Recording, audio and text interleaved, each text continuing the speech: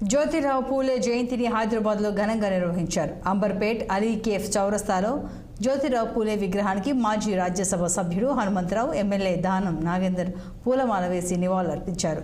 బడుగు బలహీన వర్గాల సమస్యలు తెలుసుకుని వాటి పరిష్కారానికి రాహుల్ గాంధీ కన్యాకుమారి నుండి కాశ్మీర్ వరకు పాదయాత్ర నిర్వహించారని తెలిపారు. ఆయన ప్రధాని అయితేనే బడుగు బలహీన వర్గాల అభివృద్ధి సాధ్యమవుతుందని వ్యాఖ్యానించారు. మోడీ అగ్రవర్ణాలకే లాభం చేకూర్చేలా పనిచేస్తున్నారని హనుమంతరావు ఆరోపించారు. చదువు నేర్చుకుంటేనే భవిష్యత్తులో మీ జీవితాలు బాగుపడుతామని ఆలోచన చేసి అందరి కాదు మహిళలు కూడా చదవాలని సావిత్రి పూలేతో కూడా స్కూల్ పెట్టించిన ఘనత అయినది.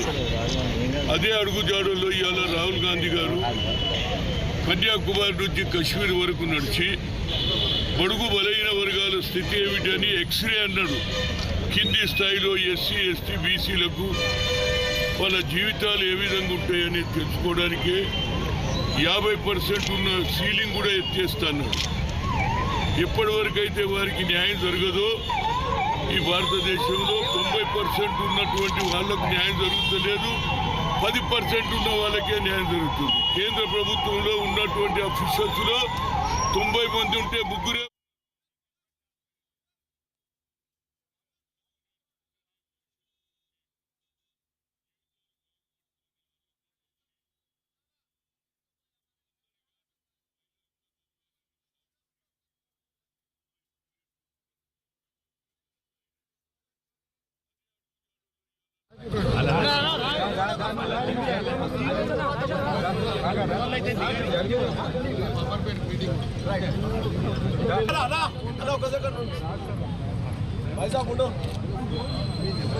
పైన ఫోటో తీసేది.